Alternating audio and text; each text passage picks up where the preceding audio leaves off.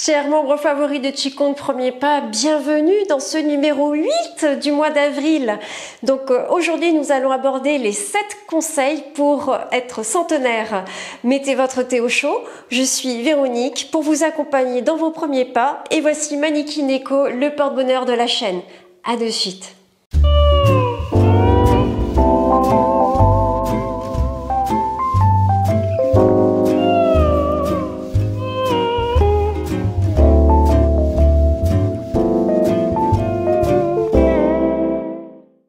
Bien, aujourd'hui, exceptionnellement, il n'y a pas d'entraînement, mais par contre, il y a un résumé qui vous donne 7 conseils qui ont été transmis durant des générations entières en Qigong.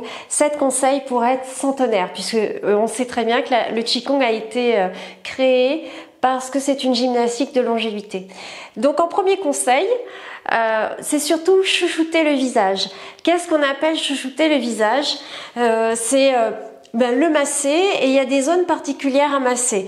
On va surtout masser, mais comme vous l'avez vu dans les cours, c'est les percussions au niveau du crâne parce que ça stimule la pousse des cheveux et ça permet également de faire diffuser toute l'énergie du méridien de la vésicule biliaire, du méridien fleuve principal qui passe tout le long du dos et qui gère votre dos. Donc le fait de tapoter le cuir chevelu fait en sorte de pouvoir aider l'énergie qui passe dans le dos, donc les contractures et tout le reste peuvent se diffuser et être évacuées grâce à cette petite manipulation. Si vous la faites tous les jours, je vous l'ai dit, tous les jours au lever, tapotez-vous le crâne.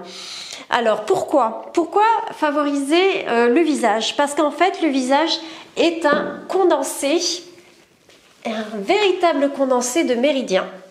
Donc là, vous pouvez voir que nous avons surtout un condensé de méridiens autour des oreilles. Et vous avez remarqué que quand je vous fais mettre les doigts en épée et que je viens travailler comme ça autour des oreilles, eh bien, c'est parce que vous avez un condensé de points d'acupuncture sur ces zones-là. Également, pourquoi on demande à surtout travailler les arcades sourcilières? C'est parce que les yeux sont en rapport avec le foie. C'est l'organe qui baigne dans un liquide et qui est vraiment en rapport avec le méridien du foie. Et le foie, c'est lui qui gère les émotions. Donc plus on va on va cacher les yeux, on va les mettre dans le noir, ou on va à ce moment-là masser le tour des yeux, ça va permettre au foie de se lâcher. Donc ça c'est le premier conseil, travailler avec le visage. Et en plus, ça fait du bien pour les rides et ça conserve. Ça conserve le visage, ça lui confère une fraîcheur réelle. Alors, deuxième conseil, protéger le bas du dos et protéger l'abdomen. Pour l'énergétique chinoise, pour le Qigong, c'est vraiment primordial de protéger le bas-ventre et de protéger l'arrière du dos. D'ailleurs, vous regardez au niveau du Japon, ils ont des grosses ceintures par rapport à leur habit traditionnel. Ils ont des grosses ceintures qui protègent le ventre et qui protègent le dos du froid. Je dis bien du froid. Donc se protéger du froid et également protéger du froid la poitrine. Ça, c'est aussi un conseil de centenaire. Un autre conseil de centenaire, frotter souvent, masser souvent l'abdomen et les intestins. Donc vous avez vu dans Top Départ, dans le mois de mars, je vous ai fait faire des massages de ventre. Et ces massages de ventre, effectivement, peuvent être faits n'importe où. L'essentiel, c'est que vous ayez simplement une action délicate sur votre ventre. Si c'est trop douloureux, les jambes tendues, vous ramenez les jambes à vous et vous, de temps à autre, vous allez faire circuler cette zone. Vous la massez. Ça, c'est pour le troisième conseil. Le quatrième conseil, c'est souvent de balancer les pieds. Balancer les pieds, balancer les mains. Je vous ai dit, on travaille beaucoup avec l'énergie cinétique, on travaille beaucoup avec la force centrifuge, c'est-à-dire que on fouette le sang, on le fait partir. Donc secouer les jambes et secouer les bras, ça aussi, c'est une action de longévité. Également en action de longévité, c'est la possibilité de fabriquer de la salive et tout ce qui tourne autour du, je dirais claquage de dents, mais c'est pas trop du claquage de dents, c'est très doux, c'est très subtil. C'est vraiment claquer les dents, mais doucement. Et également masser les gencives avec la langue, 9 fois dans un sens, 9 fois dans l'autre. Tous ces exercices, alors ça s'appelle soit l'exercice de la bassine des fées, soit ça porte aussi également la bassine de l'eau céleste. C'est également le dragon saute dans la mare. On est toujours sur le même principe, fabriquer de la salive. Alors, ce qu'il faut savoir, c'est que l'être humain, au départ, avait des phéromones. Alors, avait également un sens phéromone qui serait éventuellement, dans l'ancien temps, ça serait au niveau de la fosse nasale qu'existerait cet endroit qui est en rapport donc avec les phéromones, avec le fait de pouvoir sentir des phéromones, de capter des phéromones, c'est des capteurs de phéromones. Et donc, on en aurait un, effectivement, au niveau de la fosse nasale. Il paraîtrait que cet organe qui nous permet de sentir les phéromones est atrophié et qui ne fonctionne plus. Mais je pense que ces exercices de la salive travaillent énormément sur ce capteur de phéromones.